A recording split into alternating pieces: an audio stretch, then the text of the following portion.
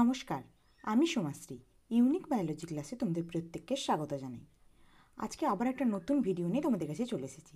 আজকে আমি তোমাদের সঙ্গে সংবহন চ্যাপ্টার থেকে 15টি গুরুত্বপূর্ণ এমসিকিউ আলোচনা করব, যেটা তোমাদের সামনেই যে এএনএম জিএনএম পরীক্ষা রয়েছে সেই পরীক্ষার জন্য কিন্তু খুবই গুরুত্বপূর্ণ। তাহলে চলো 15টা কোশ্চেন একটা একটা করে আমরা দেখে নিই।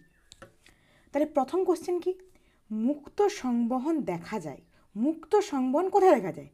কেঁচুতে দেখা যায়, আরশোলাতে দেখা যায়, না ব্যাঙে দেখা যায়, না মানুষে দেখা যায়? খুব গুরুত্বপূর্ণ প্রশ্ন।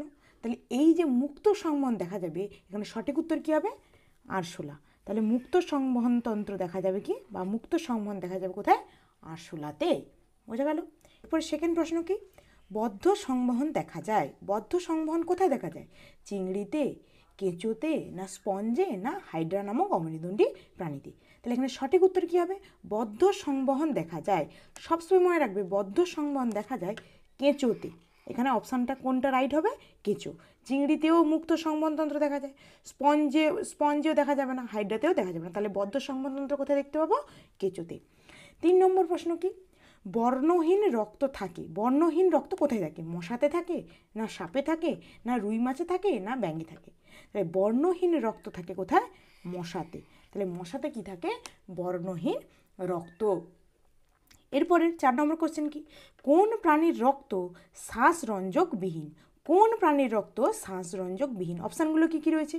বাদুড়, সাপ, রুই মাছ, না প্রজাপতি? তাহলে কোন প্রাণীর রক্ত শ্বাসরঞ্জকবিহীন? এখানে সঠিক উত্তর কী হবে? প্রজাপতি। প্রজাপতির রক্ত কিন্তু কি শ্বাসরঞ্জকবিহীন।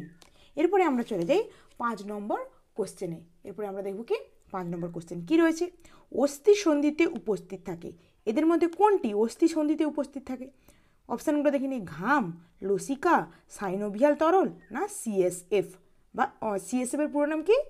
Cerebrospinal fluid. তাহলে এদের মধ্যে কোনটা অস্থি সন্ধিতে উপস্থিত থাকে? মানে দুটো অস্থির মাঝখানে উপস্থিত থাকে, অস্থি সন্ধিতে উপস্থিত থাকে। এখানে কোনটা সঠিক উত্তর হবে? এখানে সঠিক উত্তর হবে কি? সাইনোভিয়াল তরল। সঠিক উত্তর কী হবে? সাইনোভিয়াল তরল। তারপরে 6 নম্বর কোশ্চেনে আমরা কি দেখব? রক্ত তঞ্চনে সাহায্য করে। এদের মধ্যে কোনটি রক্ত তঞ্চনে সাহায্য করে? সঠিক উত্তর কী হবে? অনুচক্রিকা। তাহলে রক্ত তঞ্চনে সাহায্য করে কে? অনুচক্রিকা। 7 নম্বর কোশ্চেন কী রয়েছে দেখি। লেখা রয়েছে হৃৎপিণ্ডের পেসমেকার হলো। এদের মধ্যে কোনটি হৃৎপিণ্ডের পেসমেকার? তাহলে অপশানগুলো দেখে নিই। এসএ নোড, এভি নোড, না হিজের বান্ডিল, না পার্কেনজি তন্তু? হৃৎপিণ্ডের পেসমেকার হলো এসএ নোড। এই প্রশ্নটা কিন্তু খুবই গুরুত্বপূর্ণ। এটা কিন্তু পরীক্ষা আসার সম্ভাবনা প্রবল। তাহলে এই কোশ্চেনটা কিন্তু আমরা ভালো করে জানবো, যেটা কি হৃৎপিণ্ডের পেসমেকার হলো কি? SA node. এবং আমরা দেখবো এবারে 8 নম্বর কোশ্চেনে। সেটা কি? সংরক্ষিত ছন্দ নিয়ামক বলে। সংরক্ষিত ছন্দ নিয়ামক এদের মধ্যে কোনটি হবে? এসএ নোড, না এভি নোড, না হিজের বান্ডিল, না পার্কেনজি তন্তু? সংরক্ষিত ছন্দ নিয়ামক হবে এভি নোড। তাহলে এসএ নোড কী হলো? এসএ নোডকে বলবো হৃৎপিণ্ডের পেসমেকার, কিন্তু এভি নোডকে আমরা কী বলবো? সংরক্ষিত ছন্দ নিয়ামক। সেটা কী হলো? AV node. পরে আমরা 9 নম্বর প্রশ্ন দেখব। সেটা কি রয়েছে? রক্তের জৈব উপাদানটি হলো। নিচের এই 4টে অপশানের মধ্যে কোনটি রক্তের জৈব উপাদান? অপশানগুলি কী কী? সোডিয়াম, প্রোটিন, অক্সিজেন, না ক্যালসিয়াম? তাহলে রক্তের জৈব উপাদানটি হলো কি? সঠিক উত্তর হবে কি? প্রোটিন। তাহলে রক্তের জৈব উপাদানটি কোনটি হবে? প্রোটিন।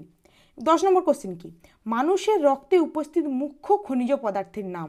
মানুষের রক্তে উপস্থিত মুখ্য খনিজ পদার্থের নাম কী হবে? কোন অপশানটা সঠিক হবে? জিঙ্ক, না কপার, না লোহা, না সোডিয়াম? তাহলে রক্তে, মানুষের রক্তে যে মুখ্য খনিজ উপাদানটি থাকে সেটি কী হবে? সঠিক উত্তর হবে কি? লোহা। বোঝা গেল? এবারে 11 নম্বর কোশ্চেন। সেটা কি? হিস্টামিন নিঃসরণ করে। নিচে এই অপশানগুলোর মধ্যে কোনটি হিস্টামিন নিঃসরণ করে? মনোসাইট, না ইওসিনোফিল, না বেসোফিল, না নিউট্রোফিল? এখানে কিন্তু সঠিক উত্তর কী হবে? ইওসিনোফিল। বোঝা গেল? এবারে 12 নম্বর কোশ্চেনে আমরা কি দেখব? মানুষের লোহিত রক্তকণিকার গড় আয়ু কত? মানুষের লোহিত রক্তকণিকার গড় আয়ু কত হবে? সঠিক উত্তর হবে কি? 120 দিন। এবার 13 নম্বর কোশ্চেন আমরা দেখি। শ্বেত রক্তকণিকার প্রধান কাজ হলো। শ্বেত রক্তকণিকার প্রধান কাজ কি? অপশানগুলো দেখে নিই। ওটু পরিবহন, রক্ততঞ্জন, না অম্ল ও ক্ষারের ভারসাম্য রক্ষা, না জীবাণু ধ্বংস করা? এখানে সঠিক উত্তর কোনটা হবে? এখানে সঠিক উত্তর হবে জীবাণু ধ্বংস করা। তাহলে শ্বেত রক্তকণিকার প্রধান কাজ হবে জীবাণু ধ্বংস করা। এবারে 14 নম্বর কোশ্চেন দেখে নিই, সেটা কি?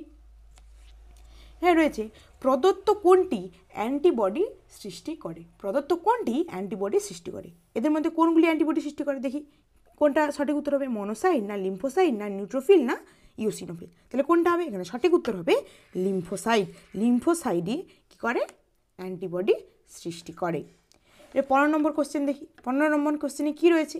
লোহা, তামা, ম্যাগনেসিয়াম, ক্যালসিয়াম এই 4টে অপশানের মধ্যে কোনটি রক্ততঞ্চনে সাহায্য করে? মানে এই 4টে ধাতব আয়নের মধ্যে কোনটি রক্ততঞ্চনে সাহায্য করে? এটা এখানে সঠিক উত্তর কোনটা হবে? ক্যালসিয়াম। তাহলে এই ক্যালসিয়াম নামক ধাতব আয়নই কী করে? রক্ততঞ্চনে সাহায্য করে। আশা করি এই ভিডিওটি তোমাদের ভালো লাগলো। যদি এই ভিডিওটি তোমাদের ভালো লেগে থাকে তাহলে অবশ্যই ভিডিওটিকে লাইক করবে এবং বন্ধুদের সঙ্গে শেয়ার করবে এবং অবশ্যই এই চ্যানেলটিকে সাবস্ক্রাইব করবে।